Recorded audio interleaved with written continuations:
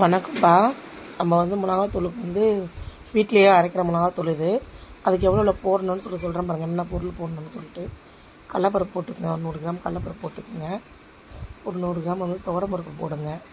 ஏன்னா ஒரு கிலோ மிளகா, 1 கிலோ தனியா, ஒரு சிலர் அரை கிலோ கூட போடுவாங்க.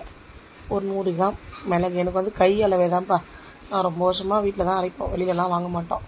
நல்லா கை அளவே தான் எங்களுக்கு. 100 கிராம் மிளகு போட்டுட்டு ஒரு 100 கிராம் சீரகமும் போட்டுட்டு, அதுக்கப்புறம் நீங்கள் எப்போவுமே இந்த மாதிரி அரைச்சி சாப்பிட்டு பாருங்கள், அவ்வளோ டேஸ்ட்டாக இருக்கும் குழம்புலாம் கூட. ஒரு 100 கிராம் கடுகு போட்டுக்குங்க.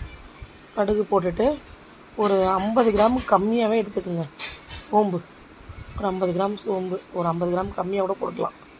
ஒரு 50 கிராம் சோம்பு போட்டுட்டு ஒரு 100 கிராம் இந்த கிழங்கு மஞ்சள்.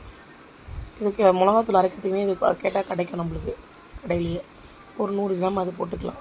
போட்டு பெருங்காயம் நல்லா ஒரு பீஸ்ப்பா. இது பெரிய பெரிய பாக்கெட். இது நான் ஒரு பீஸ் மொத்தமாக போட்டுருவேன். நம்ம பெருங்காயம் எந்த அளவுக்கு நம்ம உடம்புக்கு சேர்த்துக்கிறோமோ அந்த அளவுக்கு நல்லது பெருங்காயம். உடம்புக்கும் நல்லது நம்மளுக்கு. பெருங்காயம் மிஸ் பண்ணாமல் சேர்த்துக்குங்க.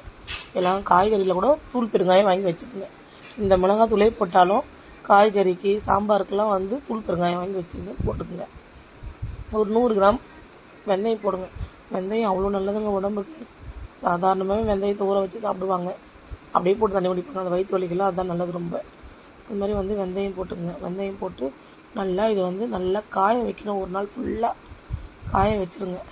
காய வச்சுட்டு மிளகாய் வாங்கிட்டு க்ளீன் பண்ணி வச்சுக்கோங்க. மிளகாவை தனியாகவும் அதே மாதிரி க்ளீன் பண்ணிவிடுங்க.